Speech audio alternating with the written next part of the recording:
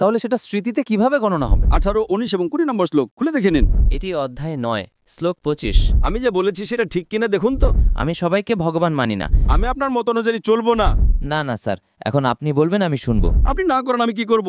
আমি জোর করতে পারি না। কৃষ্ণের মূর্তি রাখা ভগবদ্গীতা অনুযায়ী নিখুঁত। আমারও তো ইজ্জত আছে ভাই। ঠিকমতো মনে রাখেনি।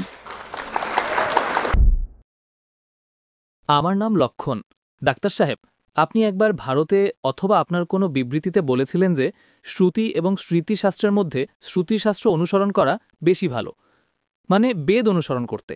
কিন্তু আমি শ্রীমদ্ ভগবদ্গীতা অনুসরণ করি, কারণ আমাদের বিশ্বাস অনুযায়ী যখন ভগবান শ্রীকৃষ্ণ এসেছিলেন তখন তিনি বলেছিলেন যে শেষ যে গ্রন্থটি সেটি হলো ভগবানের গান, অর্থাৎ শ্রীমদ্ ভগবদ্গীতা। তাই আমি সেটি অনুসরণ করি। তো আপনার মত অনুযায়ী যেভাবে আপনি বলেন যে না, আপনারা বেদ অনুসরণ করুন, আমার প্রশ্ন হলো যে আপনিও যেমন একজন মুসলিম হিসাবে হজরত মোহাম্মদ মুস্তাফা সাল্লাল্লাহু আলাইহি ওয়াসাল্লামের শেষ যে কিতাব, যেটা আপনার বিশ্বাস যে তার উপর যে ওহী নাজিল হয়েছে গোটা উম্মতের জন্য, যে কি বলবো, রহমতের যে, তা আপনি কুরআন মাজিদ অনুসরণ করেন। তো আপনি যদি খোদার শেষ কিতাব অনুসরণ করেন তাহলে আপনি সম্পূর্ণ, আর আমি যদি শ্রীমদ্ ভগবদ্গীতা অনুসরণ করি তাহলে আপনি বলেন যে আমি অসম্পূর্ণ। ভাই লক্ষণের খুব ভালো প্রশ্ন। সে বলছে যে আমার বক্তৃতায় বলেছি যে হিন্দু ধর্মে 2 ধরনের কিতাব আছে, শ্রুতি এবং স্মৃতি। শ্রুতি মানে যা সরাসরি আল্লাহর তরফ থেকে আসে, আর স্মৃতি মানে যা মানুষের লেখা। শ্রুতি যা আল্লাহর তরফ থেকে আসে সেটা উচ্চ স্তরের কিতাব। যদি শ্রুতি এবং স্মৃতির মধ্যে কোনো দ্বন্দ্ব হয় তাহলে আমরা শ্রুতি অনুসরণ করব, আল্লাহর কিতাব, স্মৃতির নয় যা মানুষের কিতাব। ভাই সে প্রশ্ন করছেন যে আমি ভগবদ্গীতা অনুসরণ করি যা শেষ কিতাব, আপনি কুরআন অনুসরণ করেন যা মুহাম্মদ সাল্লাল্লাহু আলাইহি ওয়াসাল্লামের শেষ কিতাব। তাহলে পার্থক্য কেন? ভাই সাহেব, আপনার একটু ভুল বুঝাবুঝি আছে। কুরআন মাজিদ মুহাম্মদ সাল্লাল্লাহু আলাইহি ওয়াসাল্লামের কিতাব নয়। সরি, আল্লাহর কিতাব। একদম ঠিক, ছোট ভুল, কোনো সমস্যা নেই। তো যদি আমি হিন্দুকে বলি ভগবান থেকে, সে বলবে শ্রুতিতে আছে। আমরা বলি আল্লাহর বাণী। যদি আল্লাহর কালাম এবং রাসূলের কথায় আমরা যাকে হাদিস বলি কোনো মতবিরোধ হয় তাহলে আমরা কোরআন অনুসরণ করব। সঠিক আল্লাহ রাসূলের কিতাব, হাদিস এবং কোরআনের মধ্যে কখনো কোনো মতবিরোধ হবে না, কিন্তু কখনো কখনো হাদিস দুর্বলও হয়, মিথ্যাও হয়। যদি মতবিরোধ হয় তাহলে সেই হাদিস সঠিক হতে পারে না। তো কিন্তু কোরআনের হাদিস দুটোই আমাদের অনুসরণ করা উচিত, কিন্তু উচ্চ স্তরে আছে কোরআন। স্যার, যে স্মৃতিশাস্ত্র আছে, স্মৃতির মানে হলো স্মরণ করা, মনে রাখা, ঠিক আছে, যা স্মরণ করা হয়েছে। তো যদি আমি আপনার দৃষ্টিভঙ্গি থেকে কথা বলি তাহলে কুরআন মাজিদ আপনার উপর ওহী হিসেবে এসেছিল, তো তিনি সেটা স্মরণ করতেন, তারপর শোনাতেন। তো আপনিও একভাবে স্মৃতিশাস্ত্র অনুসরণ করেন, এটা আমার প্রশ্ন। আমরা দুটোকেই স্মরণ করি, হাদিসকেও স্মরণ করি, কোরআনকেও স্মরণ করি। কিন্তু স্মরণ করার ক্ষেত্রে আমরা জানি যে কোরআন মাজিদ আল্লাহর কালাম, অনেক উদাহরণ আছে, অনেক প্রমাণ আছে। আমি বক্তৃতা দিয়েছি দ্য কোরআন গডস ওয়ার্ড। স্মরণ আমরা দুটোকেই করি। স্মরণ করার মাধ্যমে যদি প্রমাণ না করতে পারি তাহলে সেটা সঠিক হতে পারে না। সঠিক হাদিসেরও কোনো মুহাদ্দিস আছেন, তিনি বলবেন আমি শুনেছি অমুকের কাছ থেকে, অমুকের কাছ থেকে, অমুকের কাছ থেকে, তারপর যাবে সাহাবীদের কাছে, তারপর যাবে সাহাবীদের কাছে, তারপর যাবে আল্লাহ রাসূলের কাছে। ঠিক তেমনি কোরআন মাজিদও আমি শিখেছি আমার পিতার কাছ থেকে, আমার পিতা শিখেছেন তার উস্তাদের কাছ থেকে, তারপর যাবে সাহাবীদের কাছে, তারপর সাহাবীদের থেকে যাবে আল্লাহ রাসূলের কাছে। আপনি বুঝতে পারছেন, তাই না? তো দুটোরই স্মরণ করার পদ্ধতি একই, কিন্তু একটি আল্লাহর কালাম, আরেকটা রাসূলের কথা এবং রাসূলের আমল, তাকে হাদিস বলে। দুটোর মধ্যে পার্থক্য আছে, দুটোই স্মরণ করা হয়। আপনি বুঝতে পারছেন, তাই না? বুঝতে পারছি। একটি হলো আল্লাহর তরফ থেকে, আরেকটি হলো রাসূলের তরফ থেকে। তো স্যার, একইভাবে আমাদের যে কিতাব শ্রীমদ্ ভগবদ্গীতা, সেটাও যেমন আপনার প্রথম অগ্রাধিকার হলো কুরআন মাজিদ, তো একইভাবে আমরাও স্মৃতির মধ্যে যেটিকে শ্রেষ্ঠ মনে করি সেটিকে শ্রীমদ্ ভগবদ্গীতা মনে করি। আমি জানি, কিন্তু আপনি কোনো হিন্দু পণ্ডিতকে জিজ্ঞেস করেন শ্রুতি উচ্চতর না স্মৃতি, সে বলবে শ্রুতি। ভগবদ্গীতা যেমন স্যার শ্রুতিশাস্ত্র আসতে পারে, কারণ যদি বেদের মত অনুযায়ী আমাদের শ্রীকৃষ্ণ ভগবানের অবতার, তাহলে ভগবান যখন নিজে ভগবদ্গীতা বলেছেন তাহলে সেটা স্মৃতিতে কিভাবে গণনা হবে? আপনার পণ্ডিতকে জিজ্ঞেস করেন।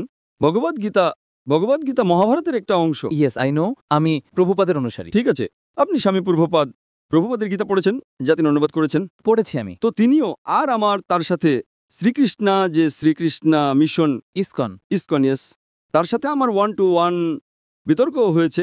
আমি বিতর্ক করেছিলাম। Sorry sir. বুঝেছেন? তিনিও মেনেছেন যে এটি শ্রুতি তো শ্রুতিময়, তিনি মানতেন স্মৃতি। কিন্তু স্বামী প্রভুপাদ কি বলেন? প্রভুপাদ, ইয়েস, কি বলেন তিনি? ভগবদ্গীতা হলো বেদের অমৃত। ইয়েস অমৃত। ইয়েস বেদের অমৃত মানে বেদের নির্যাস। বেদের পাকা ফল। ভাই সাহেব, আপনি কথা বলবেন না আমি কথা বলবো? Sorry sir, sorry. আপনি প্রশ্ন করলেন, জি আপনি প্রশ্ন করতে দিলাম, জি। উত্তর আমি দেব না আপনি দিবেন? আপনি দেবেন। তো শুনবেন একটু। অবশ্যই। তো স্বামী প্রভুপাদ বলেন, তিনি বলেন যে বেদ যেমন গরু, বেদ গরু, তার দুধ বের করা হয়, সেটা হলো ভগবদ্গীতা। ঠিক? ইয়েস। তিনি বলেন, আমি মানি না মানি সেটা ভিন্ন কথা। তো আমি তাকে বলেছিলাম, একটি হলো শ্রুতি, যা ভগবানের তরফ থেকে, আরেকটি মানুষের লেখা কিতাব। ভগবানের কিতাবের নির্যাস যদি একজন মানুষ লিখে, তাহলে কি তা ভগবানের কিতাবের চেয়ে ভালো হতে পারে? আর উত্তর হলো না।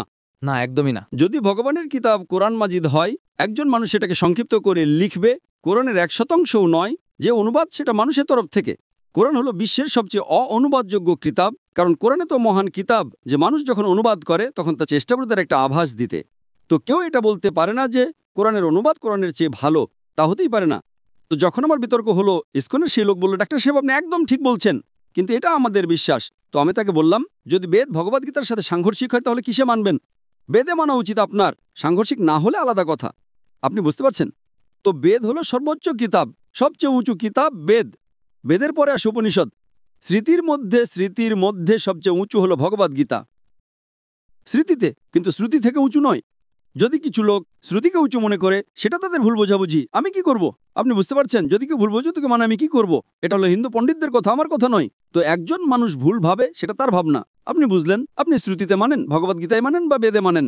ভগবদ্গীতাতেও লেখা আছে 6ষ্ঠ অধ্যায় 20 নম্বর শ্লোকে, যারা জাগতিক জিনিসপত্রের সাথে জড়িত তারা অর্ধদেবতাদের পূজা করে। 7ম অধ্যায় 18, 19 এবং 20 নম্বর শ্লোক খুলে দেখে নিন। হ্যাঁ, আপনার প্রভুপাদের অনুবাদেতেই। যারা অর্ধদেবতাদের পূজা করে তারা অর্ধদেবতাদের কাছে যাবে, তারা বস্তুপুত্র লোক। আর এই বস্তুপুত্র শব্দটির অনুবাদ স্বামী প্রভুপাদের সংস্কৃত থেকে। স্যার, এটি অধ্যায় 9, সরি, শ্লোক 25।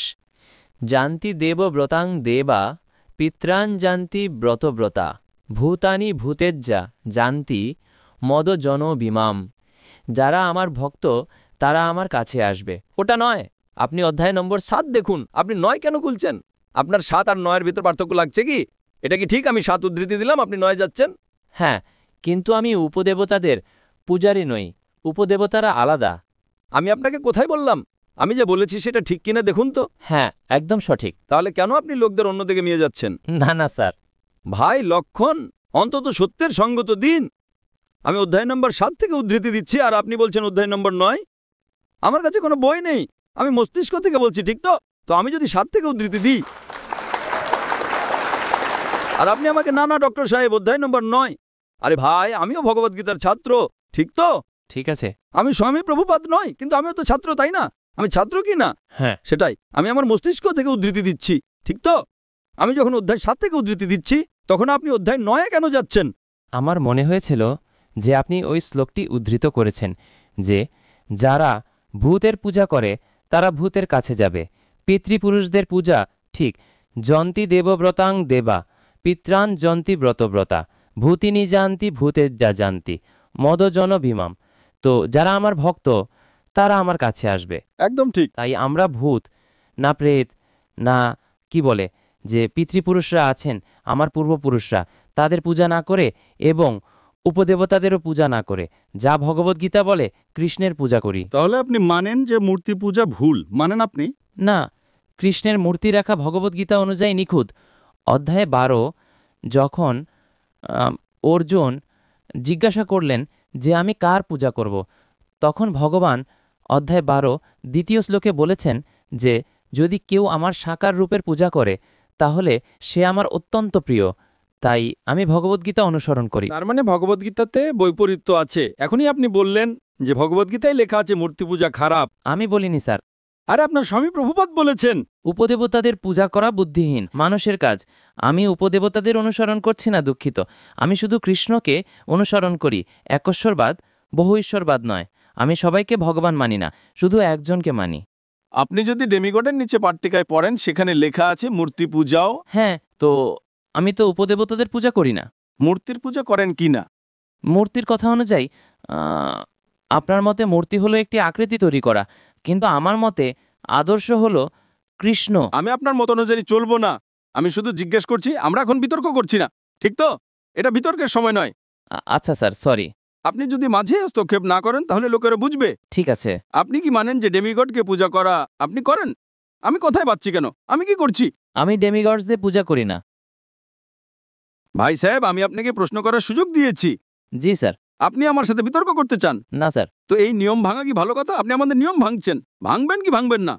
না না স্যার, এখন আপনি বলবেন আমি শুনবো। ভাঙছেন কি হ্যাঁ কি না? ভাঙছেন কি না? জি স্যার। আর আমি তো মাশাআল্লাহ ধৈর্য ধরছি, কারণ আমার একজন অমুসলিম ভাই আমার সামনে দাঁড়িয়ে আছে, আমার হিন্দু ভাই সামনে দাঁড়িয়ে আছে। মুসলিম হলে কি হতো? মুসলিম হলে আমি বলতাম সরে যা ভাই, কারণ আপনি আমার অতিথি। আমি ধৈর্য ধরছি, জি স্যার। আমি আপনাকে সম্মান করছি। কিন্তু সম্মান করার মানে এই না যে আপনি সব লোকের সময়, হাজারো লোক আছে এখানে, ঠিক তাই না? আমি তো শুধু বেদের ব্যাপারে বলছি, আমি ভগবদ্গীতার ব্যাপারে বলছি। যদি বেদ আর ভগবদ্গীতায় দ্বন্দ্ব হয়, বেদে লেখা আছে সেতার উপনিষদের 4 নম্বর অধ্যায় 19 নম্বর শ্লোক, নাতশ্রীপতিমাস্তি যজুর্বেদ 32 নম্বর অধ্যায় 3 নম্বর শ্লোক, নাতশ্রীপতিমাস্তি প্রতিমা মানে ছবি, অনুবাদ করলে হয়ে যায় ফটোগ্রাফ, পেন্টিং, আইডল, স্ট্যাচু। নাতশ্রীপতিমাস্তি সেই খোদার, সেই ভগবানের কোনো প্রতিমা নেই, কোনো ফটোগ্রাফ নেই, কোনো পেন্টিং নেই, কোনো ছবি নেই, কোনো আইডল নেই, কোনো ভাস্কর্য নেই। এখন আমি বেদ থেকে উদ্ধৃতি দিচ্ছি। যদি বেদ আর ভগবদ্গীতায় দ্বন্দ্ব হয়, তাহলে হিন্দু ধর্মের হিসেব অনুযায়ী আপনাকে বেদ অনুসরণ করতে হবে। আপনি না করেন আমি কি করব? আমি জোর করতে পারি না। জি স্যার, আমি ভগবদ্গীতা ফলো করি। করুন না, আপনাকে যাকে অনুসরণ করতে ইচ্ছে করে করুন। কিন্তু আমি তো আপনাকে বলতে পারি আমি জ্ঞান সম্পর্কে কি জানি। বুঝে গেছি। আপনাকে ভগবদ্গীতা অনুসরণ করতে হবে, স্বামী প্রভুপাদকে অনুসরণ করতে হবে, স্বামী প্রভুপাদকে জিজ্ঞেস করতে হবে। আমি তো আপনাকে আটকাতে পারি না। আমি শুধু বলতে পারি যে আপনার কিতাবে এটা লেখা আছে, আপনাকে অনুসরণ করতে হলে করুন, না করতে হলে না করেন। কারণ কোরআনে লেখা আছে লা ইকরাহা ফিদ্দীন। ধর্মে কখনো কাউকে জোর করতে পারবেন না। আমি আপনার সাথে কথা বলতে পারি, মানলে ভালো কথা, না মানলে আমি বলবো নো প্রবলেম, আমি আপনার সাথে ঝগড়া করবো না, ঠিক তাই না? Thank you sir. আপনি কি আবার গবেষণা করেন? চলবে স্যার। ঠিক তাই না? আপনার আমার মাপকাঠি কি? কেউ যদি আমার সাথে বিতর্ক করতে চায় তাহলে সে আমার সমকক্ষ হবে। লোকেরা বলবে আরে বাচ্চা ছেলের সাথে বিতর্ক করছে জাকির। আমারও তো ইজ্জত আছে ভাই, আছে কি নেই? আমার ইজ্জত। আপনাকে আমি শুনেছি। আবার কথা বলছেন।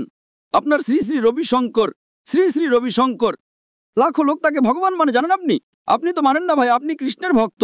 জি স্যার। কার ভক্ত? কৃষ্ণ। পরম পুরুষোত্তম ভগবান শ্রীকৃষ্ণ, কৃষ্ণের ভক্ত। কিন্তু আমি শ্রী শ্রী রবিশঙ্করের সাথে বিতর্ক করেছিলাম। হাজারো লোক তাকে ভগবান মানে। তিনি বলেছিলেন আমি 4 বছর বয়সে ভগবদ্গীতাকে মুখস্থ করে ফেলেছি। আমার বিতর্কে একটা শ্লোকও বলেনি ভগবদ্গীতার ব্যাপারে, 4 বছর বয়সে। ঠিকমতো মনে রাখেনি। তো আমার কথা হলো, আমার সাথে কেউ বিতর্ক করতে চায় তাহলে আমার মজমা 10 লাখের অন্তত 2% তো নিয়ে আসুন, 20,000। আপনার হিন্দুদের মধ্যে থেকে কেউ 20,000 একত্রিত করতে পারে। আমার সাথে বিতর্ক করতে চাইলে আমি করব না স্যার। 20,000 এক বৈঠকে, ঠিক? আর অনেক হিন্দুর আছে, আপনার সদ্গুরু জাগ্গি বাসুদেব, আপনার রামদেব বাবা, আপনার শ্রী শ্রী রবিশঙ্কর, তাদেরকে $1 মিলিয়ন দিলেও তারা আমার সাথে বিতর্ক করবে না। তিনি তো ভুল করে ফেলেছিলেন শ্রী শ্রী রবিশঙ্কর, আর এখন অনুতপ্ত। আমি আপনার সাথে বিতর্ক করলে লোকেরা বলবে বাচ্চা ছেলের সাথে বিতর্ক করছে। না স্যার। আপনি বুঝলেন? কিন্তু আমার আবেদন যে আপনি কোরআন মাজিদে পড়েন। আপনার স্বামী প্রভুপাদ তো বলেন না যে কোরআন পড়া হারান? না বলেন স্যার। মাশাআল্লাহ। তো আমার আবেদন, আমার অনুরোধ, আমার আকাঙ্ক্ষা আমার ভাইয়ের কাছে, ছোট ভাইয়ের কাছে, যে অন্তত আপনি কোরআন মাজিদের অনুবাদ পড়েন। সেটা মানা জরুরি নয়, না। ঠিক তাই না? এখন এত ঘন্টা আপনি দিয়েছেন, আমি আপনাকে সময় দিয়েছি। আমার একটা অনুরোধ আছে, খোলা মনে কোরআন মাজিদ পড়েন। তারপর কোনো বাধ্যবাধকতা নেই, না মানতে হলে না মানুন।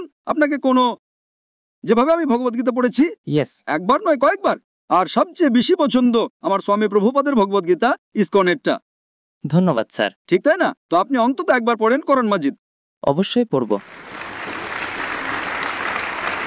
ইনশাআল্লাহ। আমি তার অপেক্ষা করবো ইনশাআল্লাহ। ধন্যবাদ স্যার। জাযাকাল্লাহ। আল্লাহ আপনাকে হেদায়েত দিন। জাযাকাল্লাহ।